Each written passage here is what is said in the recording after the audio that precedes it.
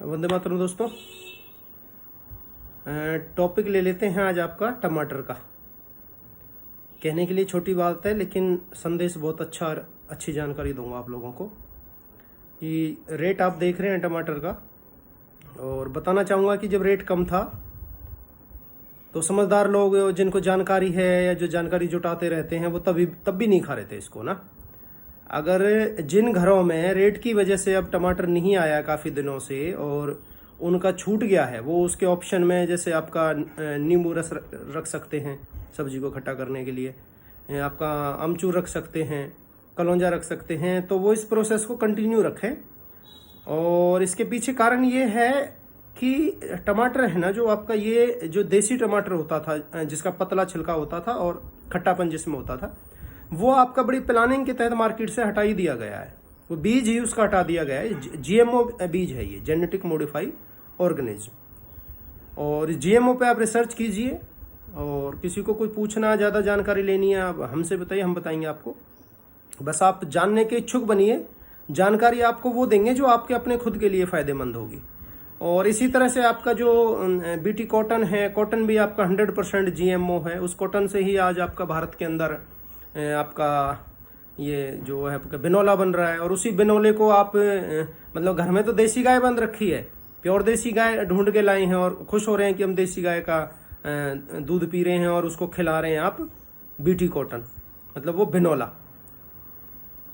तो किस बेस पर भारत का ये सर्वे आया कि 2025 तक 80% लोगों को कैंसर हो जाएगा। कैंसर एक दिन में होने वाली बीमारी नहीं है।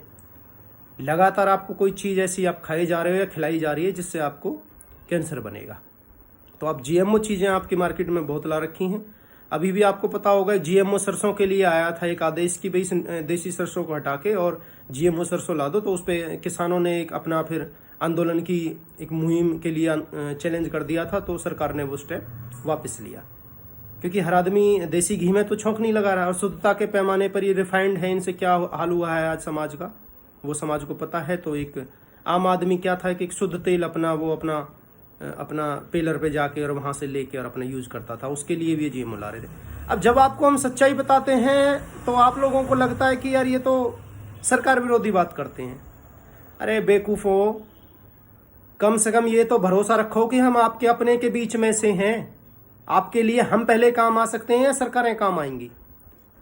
जब जो काम जिस गवर्नमेंट में होगा उसके खिलाफ आवाज जब लगाई जाएगी तो सरकार के विरोध तो वो बात अपने आप ही जाएगी। क्या 2006 में डिजास्टर मैनेजमेंट एक्ट ये कांग्रेस नहीं लेके आई थी? देश में लोगों को उसके बारे में पता नहीं था, लोग लड़े नहीं थे। और किस हाल तक लड़े आज आपको पता है। खो दिया ना देश के अंदर से कांग्रेस को। तो कौन थे ये लोग? हम ही तो थे। उस टाइम वैचारिक आदमी नहीं थे तो हम कांग्रेस के तो नहीं हुए हैं। और आपको ये कोरोना की ये बूटी आने से पहले मैं हाथ जोड़ जोड़ के रिक्वेस्ट करता घूम रहा था समाज में। मैं हाथ पैर पकड़ पकड़ के कह रहा था कि इसको मत लगवाना, इसको मत लगवाना है, किसी को कुछ नहीं होगा, मैं जिम्मेदारी ले रहा हूं किसी को कुछ हो गया तो। लेकिन ये लगवाने के बाद मैं किसी की जिम्मेदारी नहीं लूंगा। तो ये इस सरकार में लाया गया तो इनके तो तब हमने एजेंडा खोला तो लगने लगा कि ये तो इस प्रेजेंट सरकार के खिलाफ है।